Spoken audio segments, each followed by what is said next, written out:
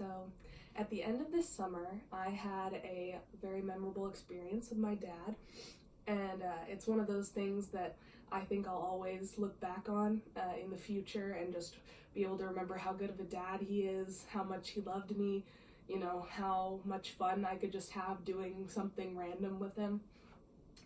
So we had been driving to get some tacos because we needed some dinner that night. It was just us.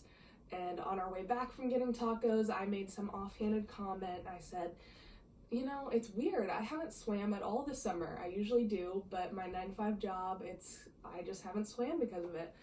And, you know, he's listening to me and he responds, he's like, well, why don't you just swim? We're driving right by the lake. Why don't you just hop in for a little bit?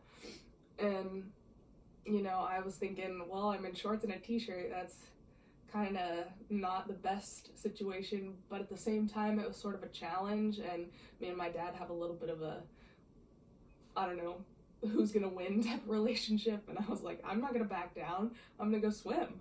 And so I told him, yeah. And we pulled in to where, you know, the boats enter and exit the water. It's a beautiful day outside.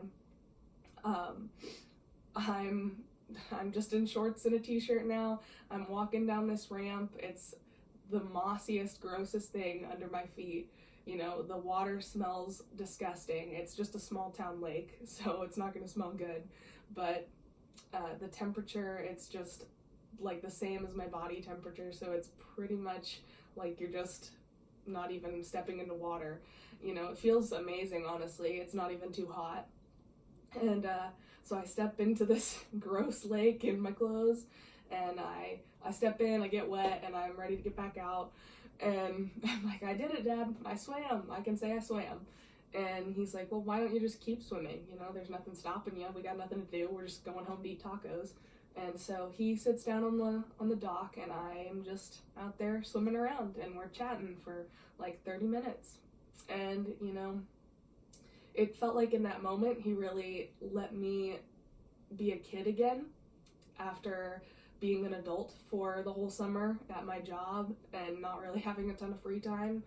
He encouraged me to, you know, go out and just do something random and something with, you know, no consequences. Just go swim because you want to, because you haven't yet. And, you know, it was just such a good example of what a father he is. And I knew that I would always want to remember that this was happening and that I had experienced this with my dad, and I knew that, you know, way in the future after he's gone, this will be one of those things that I always think about. And so when I got home, I'd showered, I'm on my phone, and I'm like, I gotta take a video of myself talking about this, or else I'm not gonna remember when I'm like old and senile. And I already just have a bad memory. So I take a video of myself, I'm talking about, you know, how good of a memory it was. I'm crying as I take this video because it's just happy tears. But yeah, I just loved it so much. I knew I had to keep that memory forever.